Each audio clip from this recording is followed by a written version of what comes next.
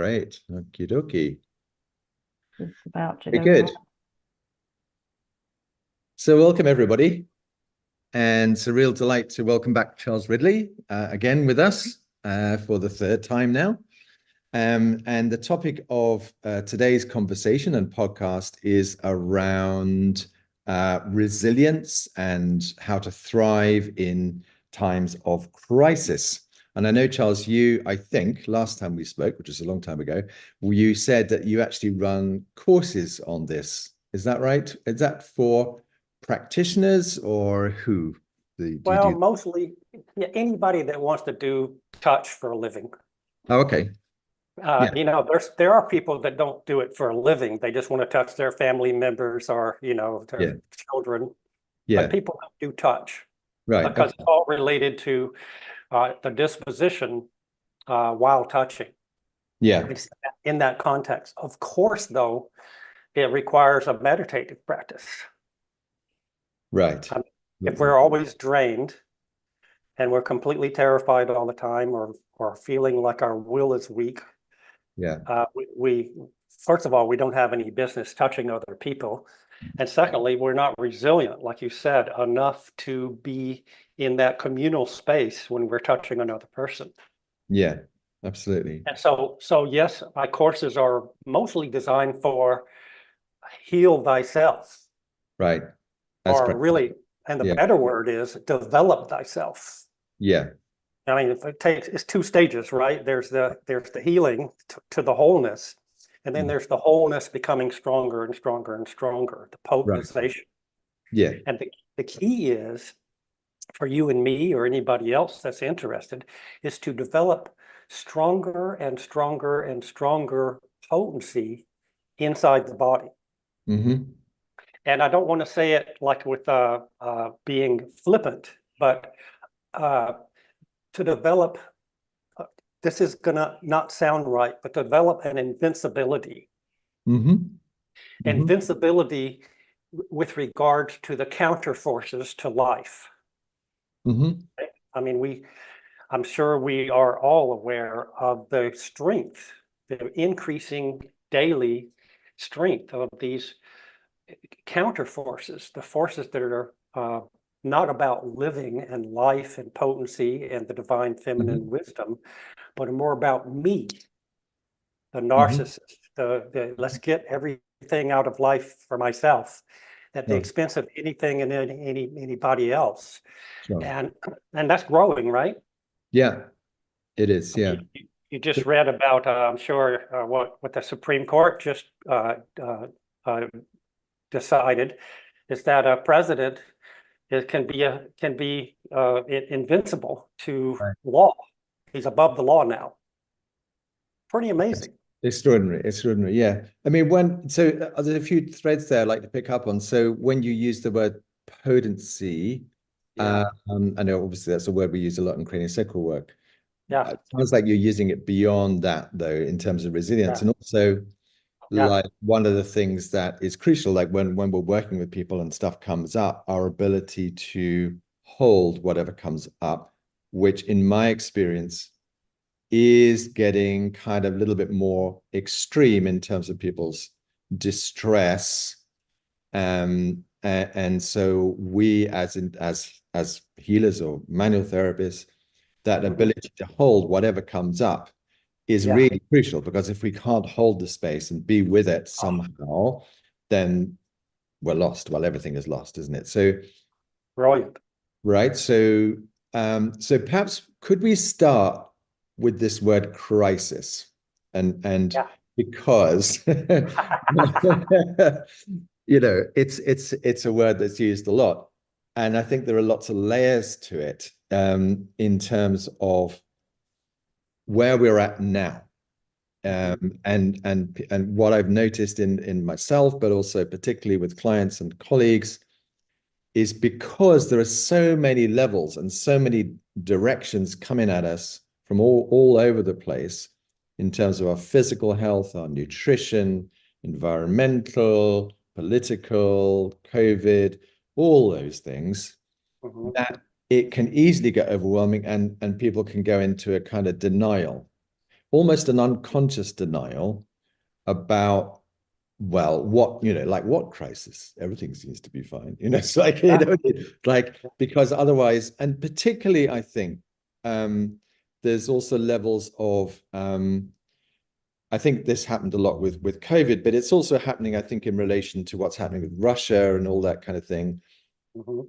This thing about people not believing politicians anymore, not that they did really before, but particularly that this belief that a lot of people have that say politicians or our leaders are working in our best interest, and realizing actually that's probably not true, and perhaps it's never been true. But anyway, but there's a kind of sense of deep possible betrayal, which is actually very, very difficult for people to even begin to go there, because then your world begins to fall apart, and there's a sense of betrayal and all that kind of stuff. So I think there's many layers to it, and then I will stop in a minute, kind of, but I just want to Good, kind of outline it. And then there's also the area around, well, what do we believe now? Mhm. I mean, who do we believe? Do we believe the BBC? Do we believe what we see on Twitter or X or whatever it is?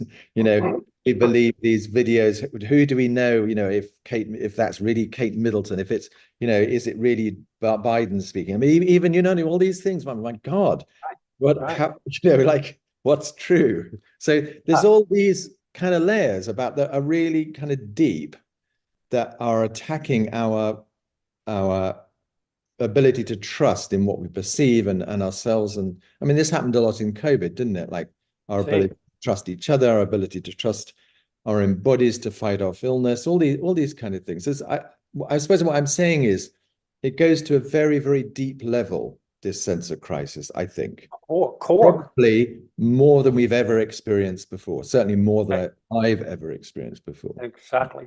Because what it is, the upheaval from all this outer is the reflection of that on the inner. Right. We're terrified of acknowledging and facing that part of us. I mean, there's what we're seeing out in the outer is just a reflection of some core aspects of the inner. And rather than owning the inner, taking responsibility for the inner, we project it out there. Yeah. And we deny it, we bypass it, we even becoming a bliss mini from meditation is a bypass. Yeah. Bliss mini where, I don't read the news, I don't keep up with anything, I just meditate and I ring my bell on my cushion. That's almost as bad as an addict taking drugs for the same reason. And so how do we bear the crisis? The crisis in here and the crisis out there, they're the same crisis. Seems to me that what we're seeing is out there is a reflection of the masses and the shirking of the responsibility is in here. My responsibility to where's the truth? Where's the love? Where's the beauty? Where's the bliss? Where's the joy? Where's the peace? Where's the serenity? Where's the guidance? And it's in here. And potency is just another name for will force. Will force, right. Yeah, will. Shakti, chi, life force, etheric forces. I mean, all these different names. Yeah. And how much do we allow that to be free without our fearful, doubtful selves controlling it? And that's the rub, or manipulating it to go get what we want out of life. Yeah. Back to last time, the fear, desire. Well, we manipulate our own eros, our own will force, our own potency, either to get from life what we want as a narcissist, or to avoid feeling the harsh realities of life. Yeah. And that's the big rub. That's what I'm, and you're referring to the same thing, is this denial or this recoiling out of the reality of the human being, the human condition. Yeah. The human condition is a spectral mystery. Mm. From the corest of core exalted states to the most diminished, deprived of life force, what we might call anti-life force states, and people call that evil. Mm-hmm. I don't want to get into that because even though I use the word, I use it very carefully these days because it has all these connotations that make it more emotional than it really is. All evil is an absence of potency of life force that I have available to me. And so I behave based on my unconscious reflexes, my drives, my instincts, my desires, my unbridled human aspects that don't follow anything to do with the divine feminine. They follow my own me guidance. Yeah, and my trauma, right, as well. Exactly. And it's all to stay comfortable. Mm-hmm. You're right. You've heard this a million times. Do you want to know the truth or do you want to be comfortable? It's like the truth isn't comfortable. No. Right? Yeah, absolutely. Absolutely. It's yeah. And it sounds like I'm a naysayer and I'm negative and all this, and I get criticized for talking about the shadow so much, but without navigating these less life-filled aspects of our psychology, they grow stronger. Yeah. In other words, without confronting them, without holding the space for them, without facing them, recognizing them, and being with them, regardless of how they feel, they don't have a chance to resolve and become whole again. They stay off as parts, sequestered parts, and those sequestered pieces start running my life. Yeah. So I'm being run by my psychotic pieces rather than my whole pieces. Yeah. And that's not a very fantastic condition to be in, and the world is reflecting that. I'd say in the country that I was raised in, the United States, it's going to sound kind of horrifying, but I'd say about 50% of the population is involved in this reflexive life without a spiritual discipline. In other words, they're not connected to the potency inside. It's all outer directed. Everything's out there, the new house, the new car, the money, the job, the location, the people I hang around, and it's not in here. I would say it's higher than that. I mean, certainly higher than that here.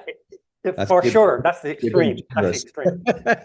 It's way higher. Nice. It's way higher in the percentage wise, but in terms of the acting out piece, 50% out the core, what Steiner calls the core evil, and what the depth psychologists call the psychotic core. Right. Yeah. Yeah. We have to admit, and Gurdjieff talks about the process of evolution of the consciousness involves explicitly navigating our psychotic aspects. We have to go through our insane zones to come back to wholeness. If we don't go through those zones, we don't make it through to a place where we have that resilience that you're talking about. Yeah. And the bad news is the ego structure and the super exalted ego structure called the super ego, the spiritualized ego, they don't want to have anything to do with the intensity of navigating those core zones. Yeah. So there's just all these ways we bypass, including the spiritual paths. Yeah. I am not my body. I mean, I can't believe I used to believe that. What, that you're not your body? Yeah. Right. I am and I am not my body, but the dualistic non-dualism that says I am not my body, it's not real. I used to buy that 100%. I used to slam my money down for that daily. And I realized that's only half the truth. My body is an expression of the divine feminine consciousness. And I am a part of that, and I am a part of the consciousness itself. And so I am my body, and I'm in addition to my body. I'm both and. Yeah. But to go one way or the other is a form of bypass. And so the spirit groups that go, this whole thing that we're doing right now isn't real. My body's not real. Your body's not real. It's all illusion. The only thing that's real is spirit. Well, that's 50% the truth. Mm. The other 50% is if we didn't have all this body and the world stuff that's not real, we wouldn't even be talking. No, exactly. We wouldn't even be meditating. We wouldn't have, be nothing here, just consciousness. Yeah. So it's like we've been fed this dogma, and that's what spiritual bypass is all about. And you go on the YouTubes and you listen to these teachers and they talk about this isn't real and that's not real. Well, and people buy it. The hard part is people buy it Mm-hmm. and they believe it. And so that's one side. And then there's the other side where you're bereft of any kind of a spiritual connection. And then the core evil runs your life. So both are, one is more like in Rudolf Steiner terms, I love his analogies. Mm. The spiritual bypass is more what he would call a luciferic core evil. Mm-hmm. And the sort of where the core evil is acting out and there's, hurting others and feeding the narcissist and all that. He calls that an harmonic core evil. Harmonic. Oh, really? Harmonic, Okay. where we've taken the spirit and diminished it to matter. Mm. Made it into a computer chip, for example, or the Intel, AI. Mm. And compressing it into this, and everybody going that direction. So it's a lifeless adventure. Mm. And of course, what's the big terror of AI? People go, well, it's going to take over and kill everybody. Mm. Yeah. Well, I don't relate to it that much or to that degree, but that's what people say. Oh, we'll be careful because it's going to get smarter than humans and it's going to take over the world and destroy all these dumb humans. Well, so there's this crises comes from both the scientific technical and the spiritual. It Yeah. doesn't just come from scientific technical. We got to recognize that both have their lack of encompassing the spectral. Mm. The body, my body, your body, is the quintessential expression of the love that creates all things. Mm. So for me to go, my body's not real, what am I saying? Mm. The No, feminine is not real. I completely agree with you. I mean, it's easy for us, as meditators to find that place of inner peace and blah, blah, blah, blah. But to go from that to realizing that this whole, the psyche, the body, the energetic body, the physical body, every single cell of our being is an expression of that and is not separate from that. Nor Beautiful. is any construct that might come, any thought that might come up, any construct in your mind, including your ego, I would say. Bingo. Perfect. So, What doesn't the love that creates all that is, what doesn't it create?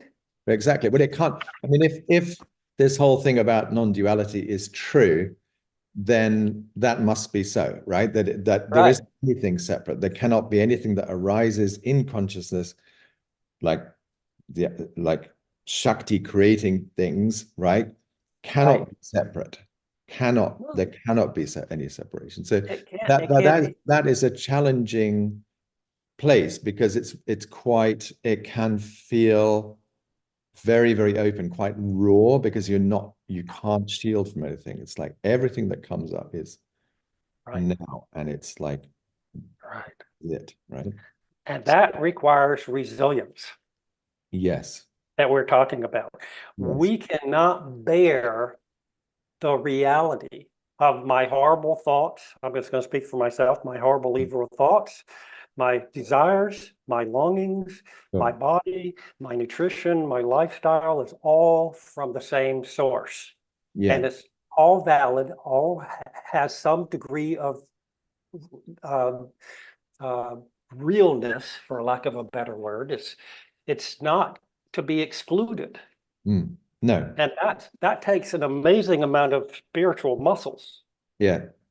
And so we have to develop first of all, are we interested in this? That's the first thing. And that's an individual choice. nobody should be telling me I need to develop myself for the spectral process of spiritual evolution. See, that's my own choice. Do I want that or not? And if I do, though, I have to do some work. But then do you think, Charles, that there is part of what's happening in the moment in terms of crisis, this because of this lack of willingness to see this, that everything seems to be like really strongly pointing in this direction that you're talking about. We're like back at ourselves, like really looking at ourselves. Right. And the crisis is partly due to the fact that people are like, they don't want to do it. And so, you have this ridiculous, I mean, ludicrous situation, like people looking at, oh, if we vote for this person, things are going to change. And coming on our screens are the choices between this man and this man. It's the same in the UK. It's like, what the fuck? It's like, Right. are you serious? Like two lousy choices. Like, what's the choice here? It's like, is this the best we can do? I mean, exactly. And there's that something ridiculous about it. doesn't it seem, maybe I'm off, but doesn't it seem that it has all diminished in a certain way? Yes, This whole, I think it does. like the process of choosing leaders has so diminished to the basics. Yes. The base. There's Yes. no choice anymore. It's like you pick the least of the two evils. Yes. If you're intelligent. If you're not intelligent, you'll pick the worst of the evils. Right. so to speak. And see, so the resilience is important for even discerning that. Sure. And so, you spoke about in the very beginning, because this is where it applies strongly, is I need to be able to hold whatever that patient, what do you call people that you work with? Clients, really, Clients, yeah. okay. Clients, Clients, whatever they bring up. What if some of their core memories start coming up that are horrific? And we have to bear those, hold space, bear them, deal with our own recoils and fears and doubts. Very often they are horrific, Yeah. So we hold our own aspects to that. We have to hold their aspects of that and lead so that they can self-midwife their own processing and be completely present and available without an agenda on top of it all, which is bing, that's a big one. Without an agenda. In other words, it's not up to me. It's up to the divine presence that's here because of this communion that I'm in with this person that's laying there on the table. And if I have the core resilience that you've been speaking about, that's an easy job. If I don't have the core resilience, it becomes very difficult. And I've had one or two occasions in my days where the intensity was so it was almost like one breath towards I needed to stop. One breath before that. If it'd gone one breath longer, I'd have had to take my hands off and just recover. But some grace pushed me a little bit further so I could bear that being that I was touching in that room. And then I go, but for the grace of this divine feminine and the grace of the potency and the grace of the work that I did for every day, meditating and preparing every time before each person. And can I just ask you a question about that, Charles? Because one of the things that I found in that kind of situation is it's often more kind of almost unbearable when you're working with someone who's in denial, who will not, it's too much for them, and it's too much for them, so too much for them that they can't even begin to go there. But you feel it as a practitioner, you feel it. Oh my God, how is this person been holding this their whole life? And they're lying on my table now. And what do I do? Exactly. What I want to do, I want to run, but what do I do? Yes, I have to run away. And so the truth is, I was hired by that person. To bear it. Yes, exactly. They probably didn't think like that, but yeah, that's true. Yeah. I mean, I'm not here to fix their symptoms, to get rid of their monsters or do any of that stuff. My job is to be with them. Mhm. Period, end of game. That's my work. I mean, you can call your work anything you want, but that's my whole job is, can I be present to whatever that person brings into that space and hold that space the way you were describing for them so that they can process it. Mhm. And it's a yes, maybe, you know, I don't know, but that's my self, that's what I put on place upon myself. Yeah. All the rest, can they do it? Will they do it? Should they do it? None of my business. No. Because allegedly I'm neutral, right? And neutral doesn't have an agenda. It doesn't have a desire for an outcome. It doesn't, remember the fear, desire. It doesn't, it's just presence inside me amid my own Yeah. fireworks Yeah. while they're having their fireworks. Yeah. And Yeah. can I bear that? And Yeah. that's the resilience is the question of the day each time that happens. Thank God it doesn't happen to every single person every single day, all day long. It would be a little bit much, right? Those bombs come in just once in the blue moon to show me where I still need to work. Those where I'm sure you've had some things happen in the rooms where you go, if I had to do this every day, I would not do it. Yeah, no, it'd be impossible. Absolutely It'd be impossible. Yeah. But Let's maybe we could talk about resilience. There's a couple of questions from Joe is saying. Can I just read them out and we can maybe then so he's asking, is it possible that truth can be comfortable? He's also saying bodies and spirit are an expression of divine consciousness. The spiritual paths you describe are dualistic and do tend to split us.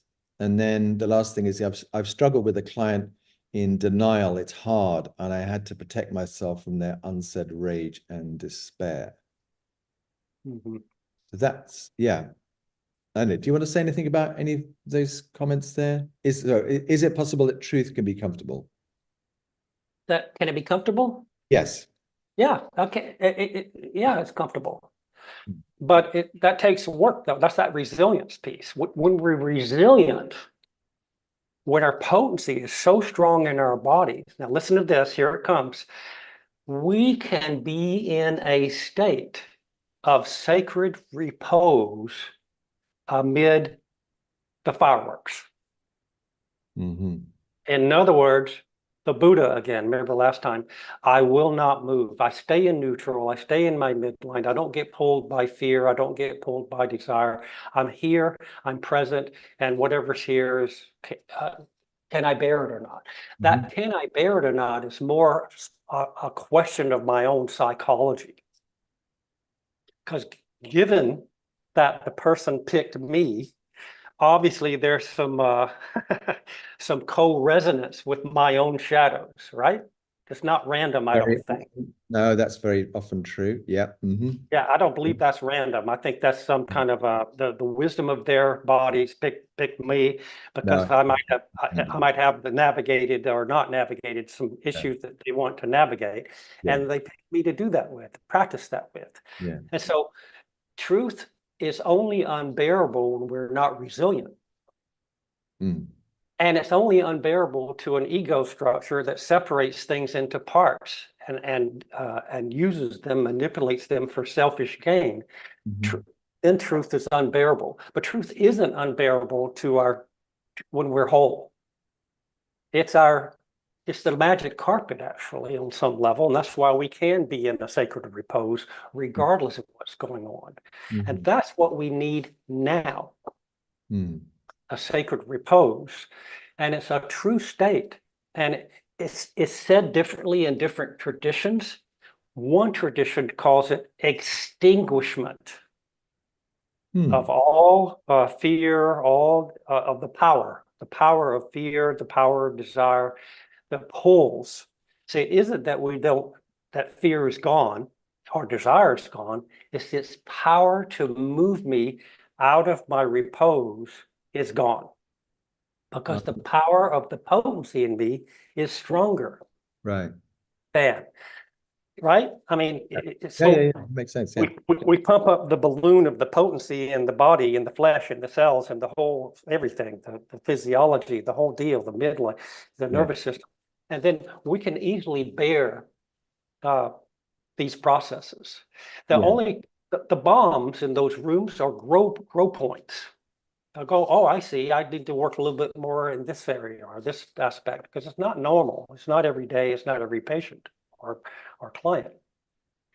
So that daily practice is, unless we've meditated like you have for 50 years, a daily practice is important for building, investing into that potency inside.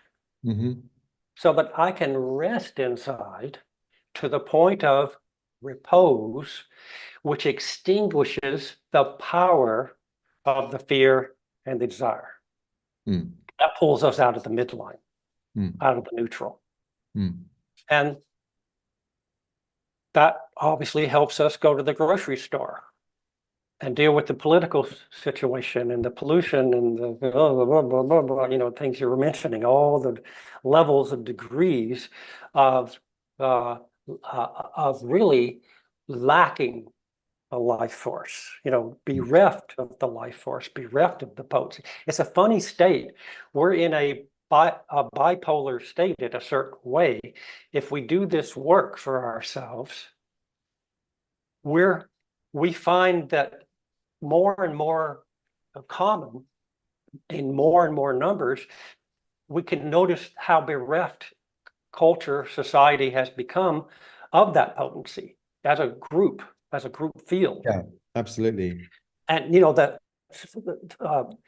Jung calls that, there's a word he uses for this, it's called the masses, but the word he uses comes from Heidegger, the philosopher, the they. We start the they is the mass consciousness that is driven by the most base instincts, the unsavory instincts of the human condition, and they're almost like automatons. It's an automaticity. It's not a life bringing process. It's a life draining process. It's an inertial process, and the more, like, every time I go out now and I travel, my traveling days are getting numbered. Another 2 or 3 years. Every time I go out because I live in I stay in my house. I stay in my neighborhood here. I don't do much of anything. I'm kind of a hermit. I go to the grocery store and I come home and recover. It's not much to it. Very simple life. Out just because. But when I go out and I have to be in all that, airports and cabs and the whole thing, it's astonishing how it seems like there's less and less potency in the masses. I see it on airplanes now next to me and in the field of the airports, and it's like kind of shocking. And the first time I ever experienced it, it was really shocking. Now it's like, oh, okay, I notice it, but it doesn't impact me. Of course, the airplane impacts me and the pollution of the airplane and the radiation from the airplane, the food and all that.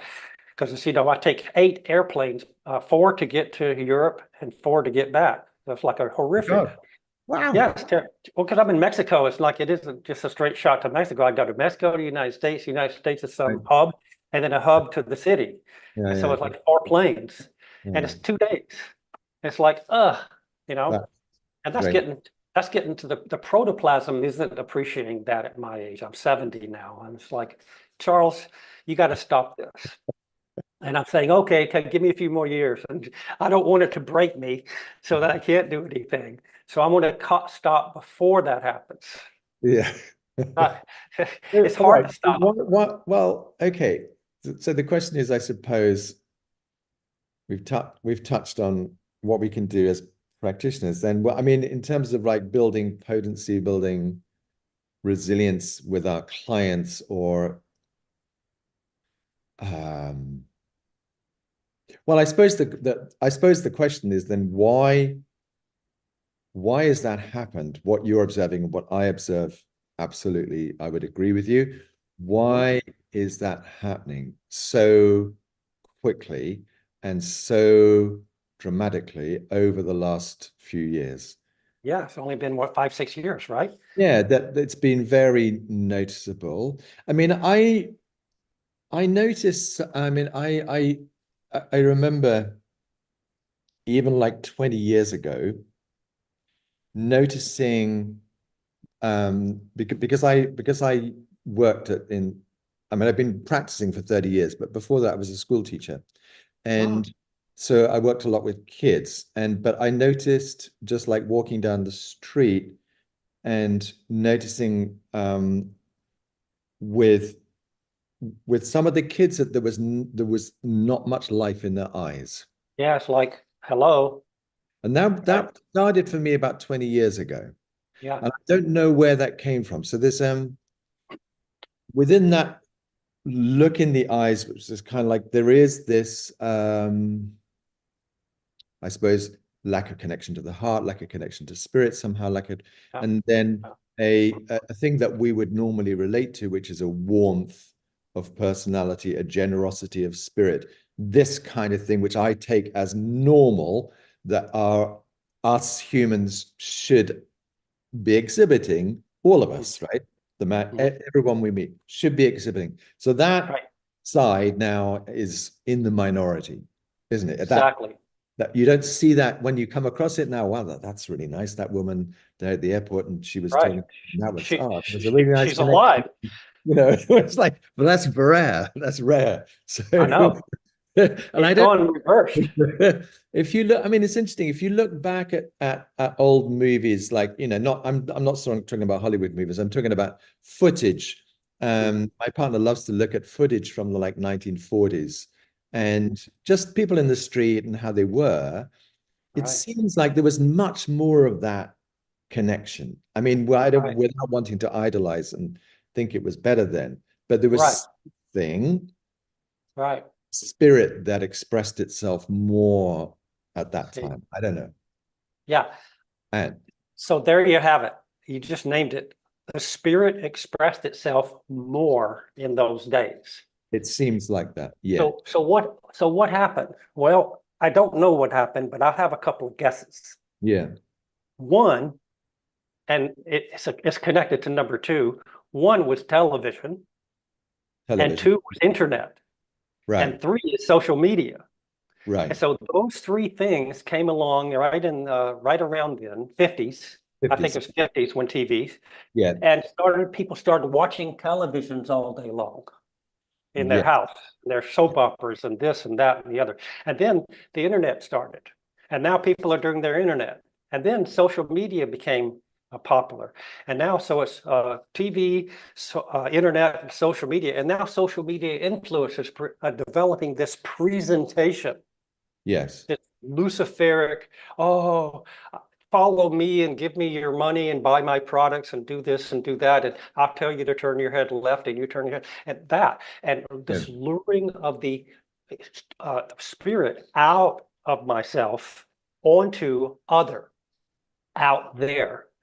That is what happened is we got pulled out of ourselves and we've landed out there, Yeah. which is really, from our perspective, out there and in here are the same space, but we're not talking about No. that the general No. population. We're talking about the general population are sort of like they're not on a spiritual path for the most part. They're wondering what's going on. They want help, they want support, and they believe the media, they believe the TVs, they believe the news, they believe the internet, they believe Yeah. the social influencers. Yeah. And that so over time now, since the 1950s, so it's been a lot of years, 70 years, 75 years of that. And Yeah. so that slowly and slowly pulled the masses out of the innerness and into the outer. And Yeah. so we don't have connection to the inner human warmth. We don't have connection to the sensuous qualities of the inner body space. We don't have connection to the spirit, to the will, to the chi, the life force, the potency. And so what's the work? We got to come back in. Yeah. Especially people that have already done this for years and years and years, to stay, to kind of hold the fort Mm-hmm. whether we need it or not. See, we don't need to meditate if we've been meditating for 50 years, but do we want to just do meditation for ourselves? Hmm. On some level, it's a question. It's each individual question. Do you know Tsoknyi Rinpoche is a Dzogchen Yeah. master, Yeah. and he he supports this convent in the Himalayas where the nuns meditate 24 hours a day, nonstop. There's some people meditating 24 hours a day, 7 days a week, 365 days a year, and that's all they do. They Right. sit in the box and they meditate for Right. the world.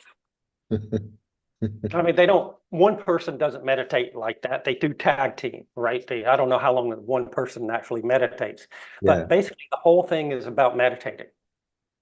Yeah. To build this potency. It's interesting, isn't it? Because you mentioned about, so it's a convent in the Himalayas. I would imagine it's a long way from anywhere. Recently, Yeah. well, no, but it's interesting if you look at history. I had a holiday last month in Spain, and we stayed at this old convent. It was about 500 years old, and it was founded by the barefoot monks there, Oh. Carmelite monks, Mhm. related to Teresa of Avila, the mystic in Spain. Yes.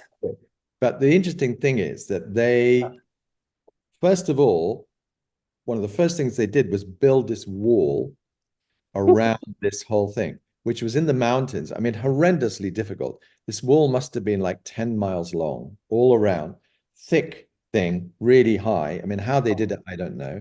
And then within that, the monks had their individual little huts on the top of the hills, which were stone, with walls around them. And they each had their own garden where they could be self-sufficient. No, but it's interesting, isn't it? So that need to isolate, to be able to kind of be in this place that you were talking about is a Yes. very strong thing. But that's not in our culture anymore, is it? To No. isolate to that extent. And And I'll say, and you nailed it, I think. I think that's no longer our path. We no, need to be able doesn't to do feel like this that. in the world, in the great big giant grocery stores, in the life, in the chaos, with all the social media, with all the news, all the internet, all the everything, and Yeah, still be able to practice the yeah, it internet. feels like that. Yeah, That's the work. I mean, you want to talk developing muscles. Is it easier to develop muscles in the Himalayas in a square box where yeah, your food is given to you or everything? Or is it easier to do it in the real world? It's much harder to real world. yeah. I don't mean that's not the real world, but it's not our world No, in the Himalayas. I mean, we don't live in the Himalayas. You live in London, right? Or London area. well, West London. Yeah, yeah, yeah, yeah, yeah, yeah. And so it's a different world. And so it doesn't mean I can't do my practice. It's harder, but all it takes is every day. That's all it takes is some every day. Yeah. It's not like a lot a day. It's every day though to Mm. build, and then it builds like you. I know you know this because you've spoken to me about it.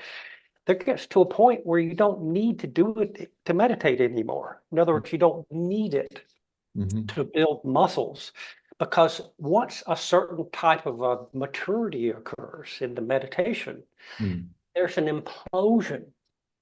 And this is on the map. This is on the spiritual maps. There's an implosion that occurs where the spirit that we've denied or avoided, resisted, or manipulated comes in and implodes into the cells, and the separation that used to be there is no longer there. Hmm. Hmm. So the union is not revocable. Sure. It's an irrevocable union. So do I have to meditate anymore? No, I don't. Do I? That's a personal question. Yes, no, maybe. I personally do, and I don't do it for any reason. I don't even do it for the world. I just do it. Yeah. Yeah. It's Yeah. like I want to say it's probably a habit now. Yeah.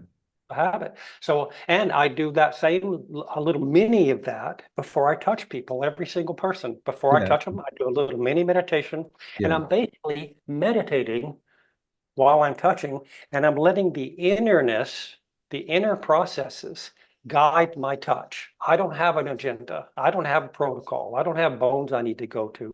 I don't have a treatment thing I do. I simply just am guided by the inner qualities in my own body Yeah. that is created by the interface, the touch to touch interface, as Becker would say, the stillness in them talks to the stillness in me, and then a session happens.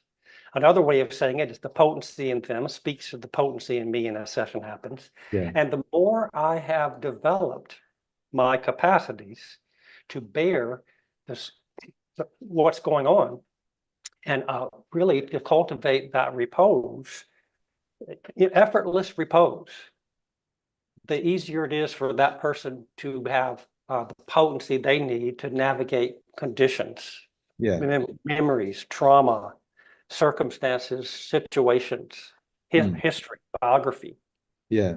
And they'll say this, and you've heard it. Oh my God, I spent 10 years in therapy, and just now on the table, I went through something that I spent 10 years trying to get through, and I couldn't get through it. I'm sure you've heard that yourself. Yeah. Yeah. Yeah. And I've had this many times in when I've had sessions myself, and not Yeah. like sometimes even in talking therapies. But I think one of the things that perhaps we forget is this whole element of grace, and that there's a huge amount of support in terms of like, if we open ourselves to this, and if we make a kind of like almost like a conscious decision to put ourselves in that situation of vulnerability, really, that there will be support coming in. Exactly. And then that's sometimes quite palpable. Yes. And so there's a kind of, for me, there's a kind of, because as we said at the beginning, like this, if it's true that all this is one expression of the divine love, then it has to be all around, and it has to be, we can just trust in it, even if we don't feel it, Totally. even if we don't feel it, right? That's And why if we we have know to call it that, trust. Because we have to call it trust because sometimes we're having a bad day at the office, aren't we? yes, And yeah, then, so we have to just trust that this love is going to do the job that it's always done. And we have enough experience to be able to trust that. yeah, Sutherland would call it trust the tide, but what he's saying is trust a particular expression of the potency. And yeah, what he's basically saying is trust the divine feminine. yes, It's love that yeah, created all things, the love that brought that person in the room, the love that made that person, the love that made me. Our biographies unite, and then the love takes care of the session. yes, All through my capacity to develop that resilience to yes, be there no matter what. yeah, See, that's my job is to be there no matter what. Period. yes, That's it. That's what I did. It's not about making contacts in a particular place. It's to be there, present, yeah, and not moving in and out of my own tweaky processes and crying, "Mommy, mommy, let me go home. I'm so scared. I don't want to do this." But just simply being present, yeah, in this room with this person, and that grows us. And they grow, and hopefully that person also goes, "What was that?" If there's a newbie, a new person, and what can I do to have some more of that? And then we right, can teach to sit. yeah, And the sitting is so simple. It's simply just orienting inside and being with whatever's here. beautiful, Nothing profound, yeah, but it's inside. It's not outside. yeah. So on your courses, when you're talking about resilience, do you cover other aspects of how we live our lives, like taking care of ourselves? Do you cover other? Absolutely. I call that tending the garden. The body is like a garden, right? Yes. It needs water, it needs light, it needs rest, it needs dark, it needs alone time, it needs social time, it needs Yeah. whatever exercise, and on and on. That's very important. And it's taking care of the protoplasm, the body, the protoplasmic body, and providing it with what it needs. And so we have to be mindful that we don't overdo it with social, and we don't overdo it with non-social. I tend to overdo it with non-social. I default in, when you come to this party, I go, does it start after 5 o'clock? They go, yeah. I go, sorry, can't do it. It's like I have this really strict rhythm that I follow to take care of my protoplasm so that I have at least a capacity to function in an optimal way. And I don't, anytime I override what my body has shown me over 70 years it needs, I pay. I pay in some way or another. I mean, I pay, whatever it is. I pay in suffering or confusion, or I hurt something, I sprained something, whatever it is. I Yeah. pay. So it's like learning what you need. Have you ever been a gardener? Have you ever Oh done yeah, I gardening? love gardening. I love gardening. I love to. I mean, I used to love garden. I still have a garden, but to be able to know that that plant way over there, the furthest away from you, it needs water, right? Even though you don't have an outer Yeah. impression of it, and you go over and by God, it needed water, and you feed it the water. It's Yeah. like, how did that happen? And Steiner talks about that. It's like following the inner guidance. Yeah. And inner guidance tells me how much I need to sleep, what I need to eat, how much I need to go out and be social, and even who I am social with, Yeah. and how much rest I need, and whether I need meditation or not, and all of that. And so that's actually it's a crucial aspect of building the potency. We could call it potency body, couldn't we? We could, but then that implies separation. We're just Yeah. building the whole thing. Yeah.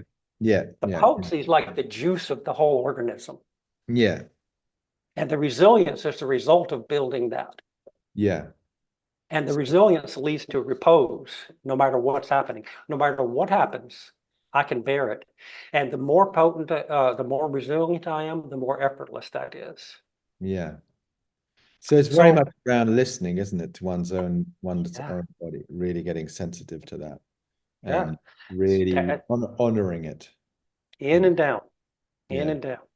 Yeah. And then no control. See, the only will activity of the meditative practice is inward, and in some cases, most cases, downward.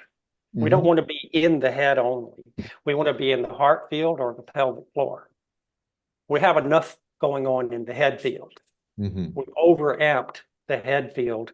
And that's what this cultural process that we've been talking about earlier is all about. It's all here, and nothing is at access below. It's all the head center, the ego structure, the brain, the nervous system. Yeah. No heart forces, no pelvic creative forces, the Shakti. And the heart and the pelvis need to join with the head, become three hearts. And then the whole body pulses as three, and the hearts that are three in one. That are in unison. From the emanation of the heart sinoatrial node, that's sort of the conductor of this whole process. Embryologically, the heart field made the body. The field, the cells, the pacemaker cells surrounded the embryo and created a field in the embryonic fluids and made the currents, the motions that ended up making the body that Lechmick talked about. So the heart field, the emanation of the heart field, made the body. And that's the divine feminine, and that's the descending current conversation. Lifting the ego structure out of the muck of externalization is an ascending conversation. And that's what the tides do for us. They bring us out of the cranial wave into the fluid realms and into the luminosity and then into the dynamic stillness. And then the choice is, do we let that inside again after it's renewed itself? And the question is personal. Yes, no, maybe. If I go yes, then there's that whole descending journey. And that's where all those pieces that we've been characterizing, those little pieces that are out pinging around separate, that wisdom that occurs during the descent process, which is the rest of our lives, begins to retrieve all the parts that have gone rogue and led us astray with that part of us that's whole.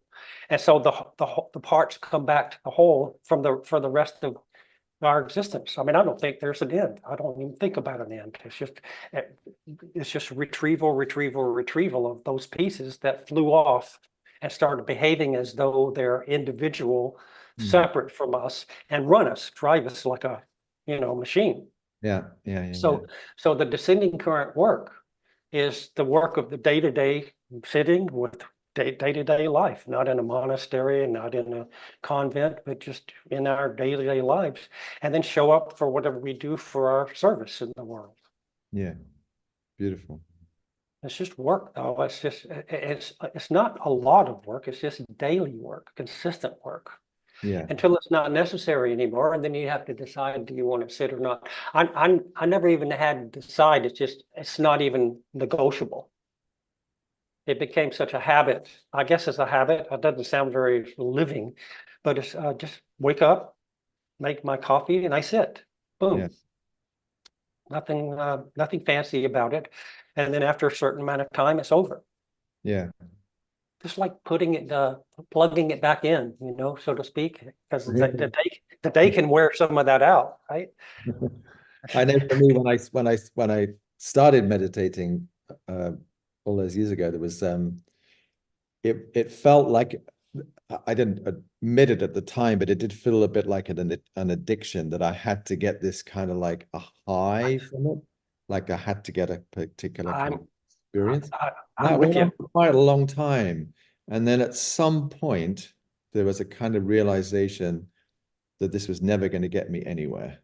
You know what I mean? Beautiful. Like this was Beautiful. not this was not Yeah. the goal. This is like you could experience all kinds of bliss and all kinds of stuff, but that wasn't the point.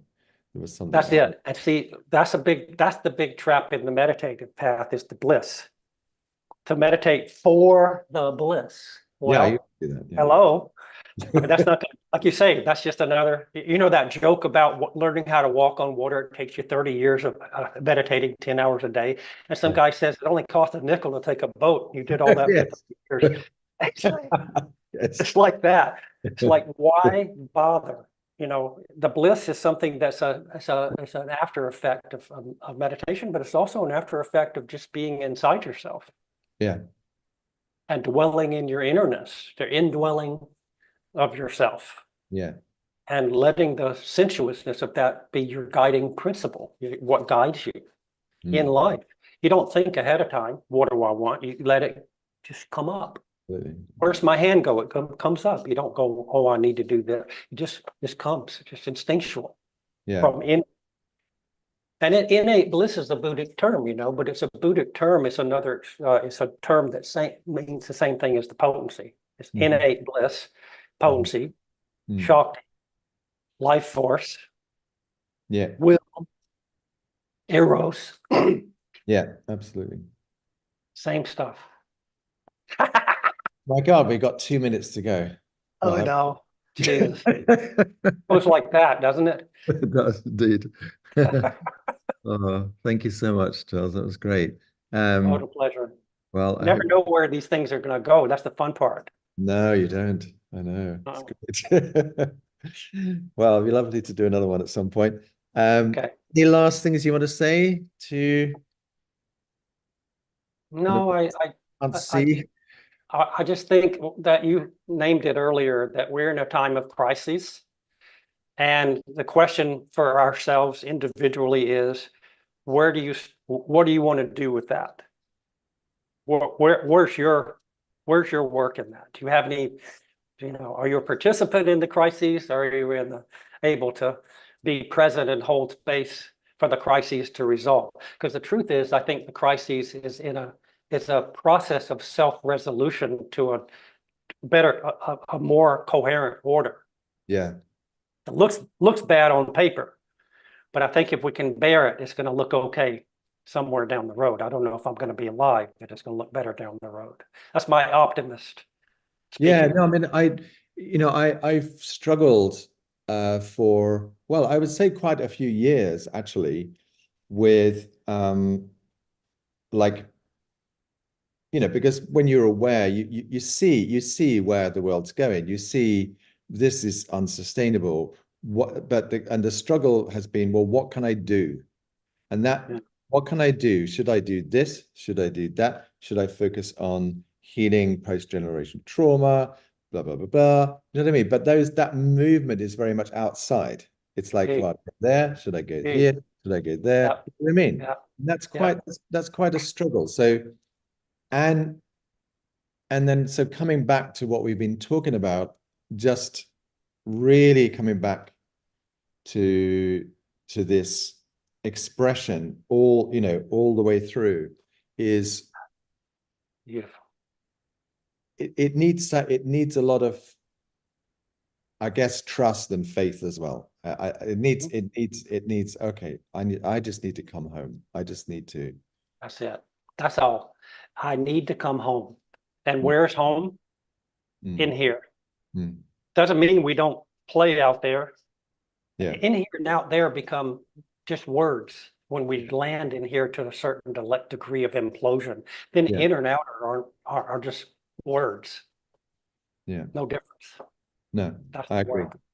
I agree. It's the wrong question, isn't it? Should I be doing Yeah. it? Yeah. It's the wrong Yeah. question. Yeah. Yeah, in a certain way.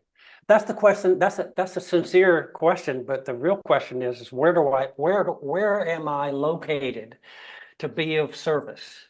Yeah. And my answer is in here. Yeah. And then in here will tell me what I need to do. Exactly. I don't need to go find what to do. It'll show me, it'll guide me. Yeah. Just like a person comes into your room. How did they get here? You know? Yeah. Brilliant. Magic. The grace. Thank you so much, It's all, John. it is grace. Yeah. Thank you. Thanks so much. And we'll see you again soon. Yeah. Thanks, everybody. Thank you. Take My care. pleasure. See you. Bye bye.